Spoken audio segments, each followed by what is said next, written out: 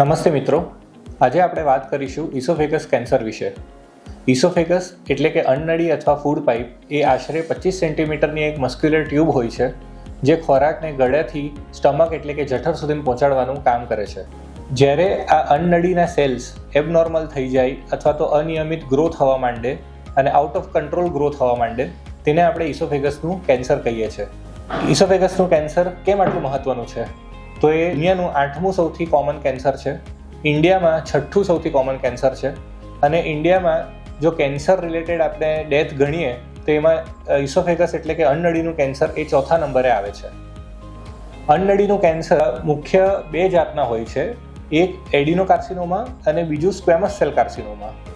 આપણે જો અન્નળીને 3 ભાગમાં ડિવાઈડ કરીએ તો ઉપર અને વચ્ચેના ભાગમાં સ્ક્વેમસ સેલ કાર્સિનોમા વધારે જોવા મળે છે અને વચ્ચેથી નીચેના ભાગમાં આપણે એડિનોકાર્સિનોમા વધારે જોવા મળે છે. તો અન્નળીના કેન્સર થવાનું કારણ શું હોઈ શકે? સૌથી મુખ્ય કારણ છે લાંબા સમયથી સ્મોકિંગ, તંબાકુનું સેવન કરવું, લાંબા સમયથી આલ્કોહોલનું સેવન કરવું.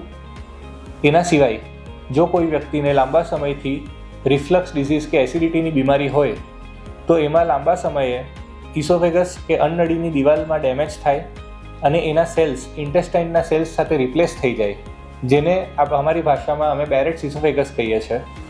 તે વ્યક્તિઓમાં પણ આ કેન્સરનું રિસ્ક વધુ જોવામાં મળે છે. એના સિવાય અન્નળીનું કેન્સર ઉંમર વધવાની સાથે એનું રિસ્ક વધતું જાય છે. એ પુરુષોમાં વધારે જોવા મળે છે અને જે વ્યક્તિ મેદસ્વીતાથી પરેશાન હોય તેમાં પણ અન્નળીનું કેન્સરનું જોખમ વધારે હોય છે. આના સિવાય જો કોઈ દર્દીને ભૂતકાળમાં કોઈ બી કારણસર છાતી અથવા ગળામાં રેડિયેશન આપવામાં આવ્યું હોય તો એ વ્યક્તિઓમાં લાંબા સમયે અન્નળીના કેન્સર થવાનું જોખમ સામાન્ય કરતાં વધુ જોવામાં મળે છે.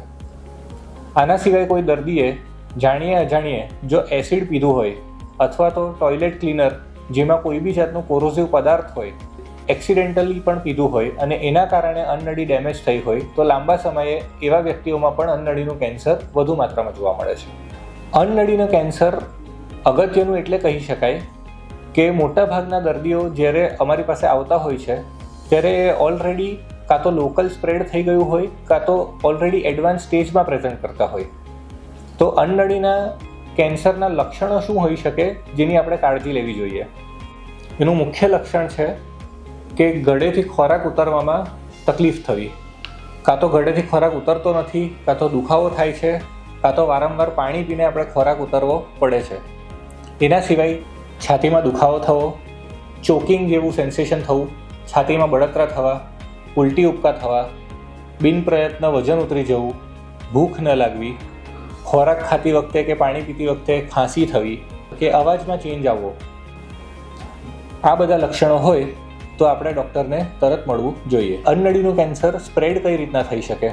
તો એ અન્નળીના મસલમાં એની આસપાસની જે લસિકા ગ્રંથિ જેને કે લિમ્ફ નોડ્સ કહેવાય એના થ્રુ સ્પ્રેડ થઈ શકે, લોહીની નસો દ્વારા સ્પ્રેડ થઈ શકે અને એ સ્પ્રેડ થઈને લીવર, લંગ, પેટની ચરબી, બોન, બ્રેન કશે પણ સ્પ્રેડ થઈ શકે છે.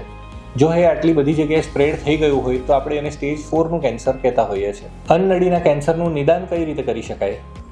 તેમાં સૌથી મહત્ત્વનું ઇન્વેસ્ટિગેશન છે અપર જીઆઈ એન્ડોસ્કોપી, જેમાં આપણે દૂરબીન ગળેથી નાખીને અન્નળીની દિવાલ અંદરથી આપણે જોઈ શકીએ છીએ અને કોઈ પણ જગ્યાએ આપણે એબનોર્માલિટી દેખાય અથવા તો ગાંઠ દેખાય તો એમાંથી આપણે બાયોપ્સી લઈને એ ટુકડો પેથોલોજિસ્ટ પાસે મોકલતા હોઈએ છીએ, જે એને માઇક્રોસ્કોપથી તપાસે અને 5 થી 7 દિવસમાં આપણે રિપોર્ટ આપતા હોય છે. આના સિવાય આપણે લોકલ સ્ટેજિંગ માટે સીટી સ્કેનની મદદ લેતા હોઈએ છીએ, જેમાં આપણે ગળા, છાતી અને પેટના ભાગનો સીટી સ્કેન કરતા હોઈએ છીએ. સીટી સ્કેનમાં આપણને ખબર પડે કે અન્નળીના કેન્સરનો લોકલ સ્પ્રેડ કેટલો છે. એ ખાલી અન્નળી પ્રત્યે સીમિત છે કે આજુબાજુની લસિકા ગ્રંથિમાં ફેલાયેલું છે કે હૃદયની મેઇન લોહીની નળી છે એની સાથે એનો કોન્ટેક્ટ કેટલો છે, જે આપણે ફેફસાની જે નળી હોય શ્વાસ નળી તેની સાથે ટ્યુમર કોન્ટેક્ટમાં છે કે નહીં, આ બધું આપણે સીટી સ્કેન દ્વારા ખબર પડી શકે.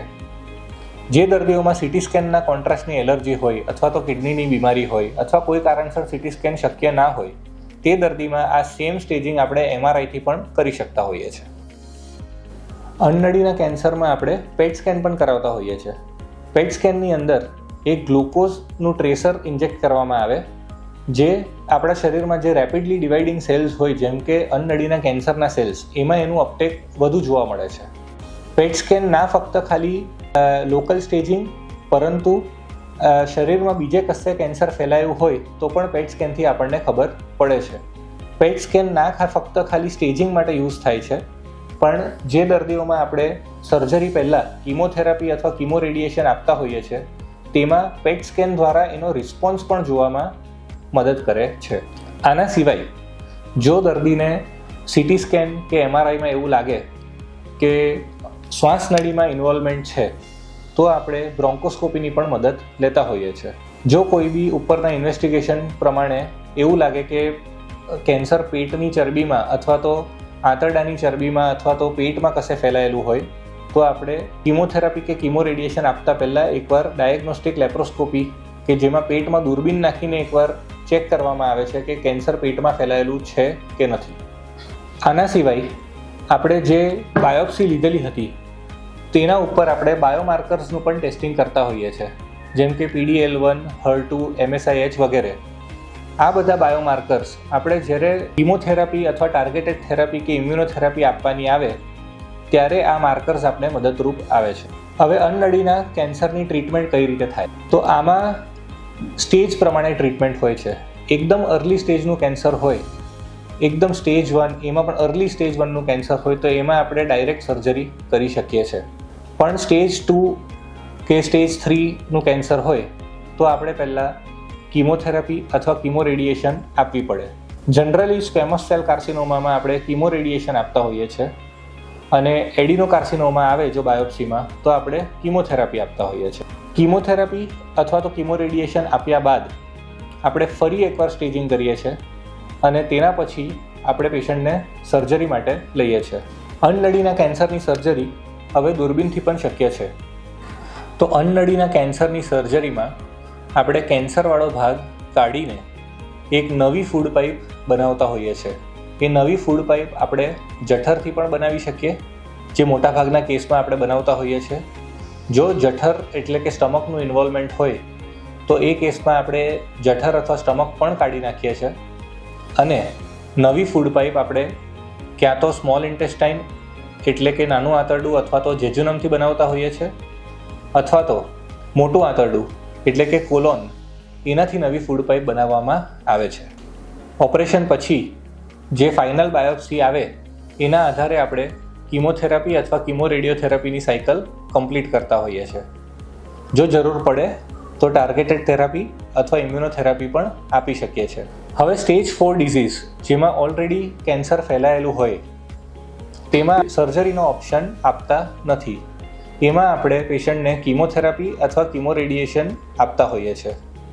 જો અન્નનળીથી ખોરાક ઉતારવામાં તકલીફ પડે કે કેન્સરના કારણે અન્નનળી એકદમ બંધ થઈ ગઈ હોય, તો એવા દર્દીઓમાં આપણે લેઝર દ્વારા અન્નનળીનું જગ્યા ખોલી શકીએ છીએ, એમાં સ્ટેન્ટ મૂકી શકીએ છીએ જેનાથી ખોરાક નીચે ઉતરે.